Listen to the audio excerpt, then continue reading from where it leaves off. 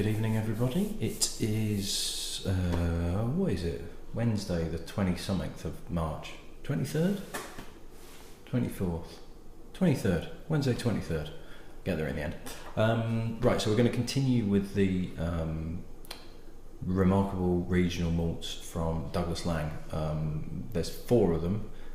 We've done 2, and so far they are 2 for 2 for absolute stonkers. Seriously, the Scallywag was absolutely phenomenally good. So if you are looking for some information on Douglas Laing, in terms of the company, who Fred Douglas Laing is, who Fred Hamilton Laing is, who is his second son, who's now currently running Douglas Laing, if you want a bit of history on the 2 brothers that were running it, Fred and Stuart, what happened to them, who's running it at the moment, all of that lot, best thing to do is go and watch the Timorous Beastie review, which was 2 before this, so dram number 48, we're now dram number 60, ticking along nicely. And I talk about the history behind Douglas Laing, and I'm quite chuffed to say that I actually got a response back from Douglas Laing on Twitter to say that it was a thorough and accurate description of their business, which I was very, very pleased with, because I hoped I would do them some kind of justice. I personally think they're a fantastic company, fantastic people that work there, and yes, for them to give me that feedback was quite heartwarming. So we're going to crack on, and we're going to do the third of the 4, which is called Rock Oyster. Not sadly Rock Lobster, which was a really good B-52 song. So Rock Oyster doesn't look like this, it looks like this. And to be honest, out of the 4, I think this is the one in terms of packaging that I really like the most. I think it's beautifully designed, really nice colours, and I think it's a lovely, lovely label. So this is 46.8%, because Douglas Laing don't like to bottle it too low. It's no colour added, no chill filtration, and this is their representation of island whiskies.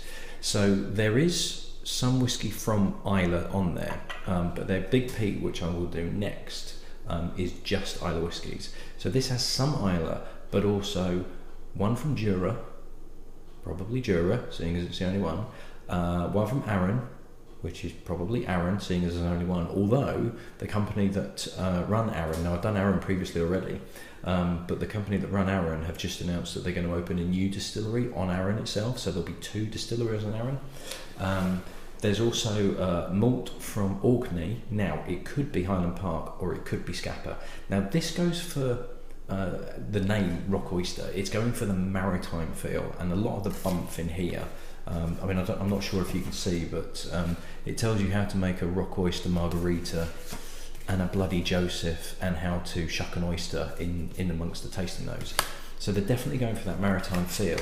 Now, having had the Highland Park and the Scapa one after the other, I would be tempted to say that it's probably Scapa in there, because that was definitely a more maritime feeling whiskey than the Highland Park was. Highland Park was very gently smoky, very honeyed, whereas Scapa was slightly oily, slightly fresher, slightly saltier. So I wouldn't be surprised at all if Scapa was there, or Orkney malt in there. So, quite a pale colour. I'm not sure if you're going to be able to pick up, but it's a very, very pale colour, kind of like a white wine colour. Oh, that's nice on the nose. There's sea salt in there. There's a slight petrol-y tang. There's a very, very slight medicinal feel, but not an intense Islay one. That's probably going to come in the Big P, which is going to be next.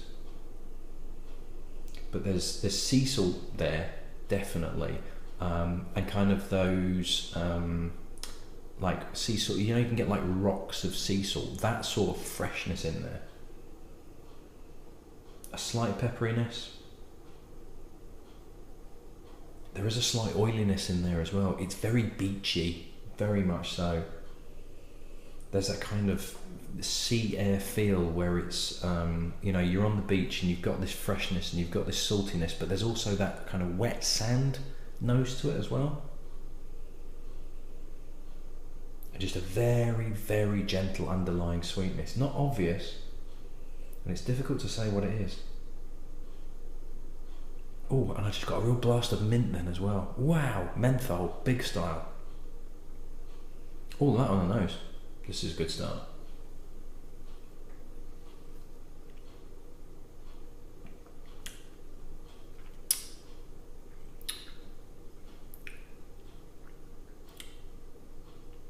Oh wow, there's a really good balance to that. More iodine kicks in. There's a lot more iodine on the palate than there is on the nose. There's a sharpness to it, but it's a very pleasant sharpness. It's a salty tang. There is some smoke on there.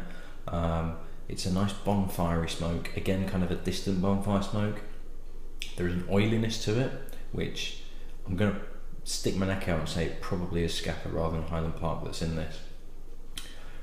There's some really sharp black pepper. I've got quite a big fan of at the moment salt and black pepper crisps, and it's got that vibe of the salt and black pepper combining with the kind of like crinkle cut crisps, where there's this it kind of blends really well with sea salt and black pepper flavourings, where you get this dryness of the crisp as well that complements those two.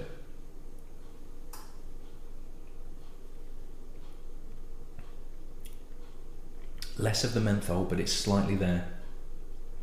The alcoholic percentage is a bit more prevalent on this at the 46.8. This is more obviously 46.8, and I think it's probably because of the sharpness of all the flavours that are there. But there is, underpinning all of it, this softness, which is quite honeyed, and it really supports everything else. Now it's not quite as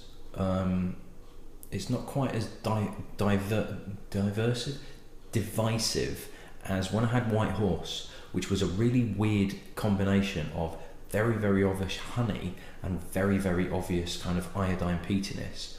And with White Horse, the two bashed against each other but never combined. With here, there is a honeyness and there is a salty, iodine-y, maritime feel. It's exactly what these guys are going for. But what this does is the honey supports it, guides it kind of through your palate. It means that your mouth's not dry, it doesn't feel harsh to drink, it just balances it really, really well.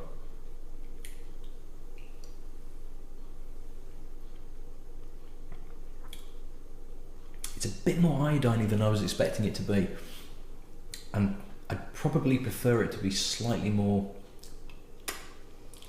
less Islay maybe, and more of the other islands cutting through. But having said that, it's still a great whiskey. It's still really, really well balanced. There's a lot of flavours on there. It's just, it's probably a bit too Islay for my liking. And this is somebody that likes Islas. I think I was probably hoping a bit too much out of this, particularly after the Scallywag and the mind blank Timorous Beastie being so good. This is probably just it's I've got my hopes up for this, I'll be honest. I've got my hopes up for this one, and it's just not quite meeting the level that I thought it might do. It's a very good whiskey. It's a very good whiskey for people that do like their islands. A good introduction to an Islay, certainly, if you want to get somebody into the Islay style but you don't want to overpower them too much. It's a beautiful bottle, I think, as a present for somebody that drinks Islay whiskies or likes things like Talisker or Isle of Jura.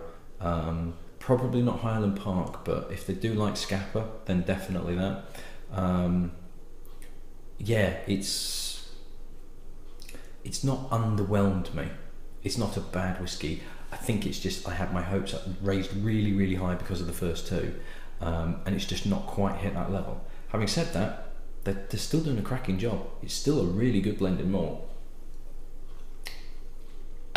I certainly would not turn it down if I was offered a glass of it or even a bottle.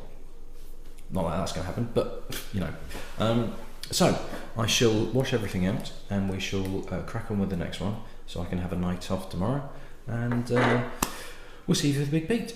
Cheers.